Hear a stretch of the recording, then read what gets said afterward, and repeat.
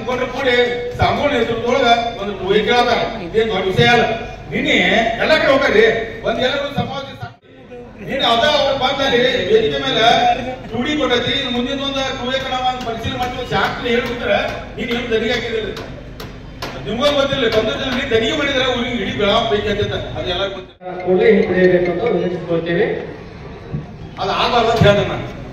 ಯಾಕಂದ್ರೆ ಸಾಕಷ್ಟು ಕಾಂಗ್ರೆಸ್ ಬಂದ ದಯವಿಟ್ಟು ಅವ್ರೆಲ್ಲರೂ ಬೀದಿಗಿಳಿದ ಹೋರಾಟ ಮಾಡಿ ಒಂದ ಸರ್ಕಾರ ವತಿಯಿಂದ ಒಂದು ಟೂವೆ ಮೀಸಲಾತಿ ತಗೊಂಡ ತಮ್ಮ ವರ್ಗಕ್ಕೆ ಒಂದು ನಮ್ಮ ಲಿಂಗಾಯತಲ್ಲಿರುವ ಪ್ರತಿಯೊಂದು ಒಂದು ಸಮಾಜಕ್ಕೆ ಒಂದೊಂದು ಸ್ಥಾನಮಾನ ಸಿಕ್ಕಿದ ಅಂತಂದ್ರೆ ನಮ್ಮ ಲಿಂಗಾಯತ ಸಮಾಜ ಬೆಳೆದೈತಿ, ಲಿಂಗಾಯತ ಸಮಾಜ ಜೊತೆ ಹಿಂದೂ ಸಮಾಜನು ಬೆಳೆದೈತಿ, ಹಿಂದೂ ಸಮಾಜನು ಒಗ್ಗಟ್ಟಾಗತ್ತೆ, ಲಿಂಗಾಯತ ಸಮಾಜನು ಒಗ್ಗಟ್ಟಾಗತ್ತೆ ಅಂತ ಅಂದ್ರೆ ದಯವಿಟ್ಟು ಯಾವ ಪಕ್ಷ ಪಂಥ ಏನೂ ನೋಡ್ಬೇಡಿ. ಈ ವಿಷಯ ಒಳಗೆ ಒಂದು ಸಾಮಾಜಿಕ ಏಳಿಗೆಗೋಸ್ಕರ ನೀವು ವಿಚಾರ ಮಾಡೋದ್ರ ಪಕ್ಷ ಪಂಥ ನೋಡಿದ್ರ ದಯವಿಟ್ಟು ಎಲ್ಲರೂ ಬೀದಿಗಿಳಿರಿ, ನಿಮ್ ಹಕ್ಕುಗಳನ್ನು ಕೇಳಿ ಯಾವುದೇ ಬೇಕಾದಾಗಲಿ ಟೂವೆ ಮೀಸಲಾತಿ ತಗೊಂಡ ನಾವು ಬರ್ತೈತಿ 99 ಮಾಡ್ಬೇಕು.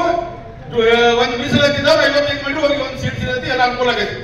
ಆ ಒಂದು ಫೆಸಿಲಿಟಿ ಸಿಗ್ಲಿ ಅನ್ನೋ ಸಂಬಂಧ ಎಲ್ಲ ಸಮಾಜ ಮುಖಂಡರು ಕೂಡಿ ಸಾಮೂಹಿಕ ನೇತೃತ್ವದೊಳಗ ಒಂದು ಟೂಯಿ ಕೇಳದ ಇದೇನು ದೊಡ್ಡ ವಿಷಯ ಅಲ್ಲ.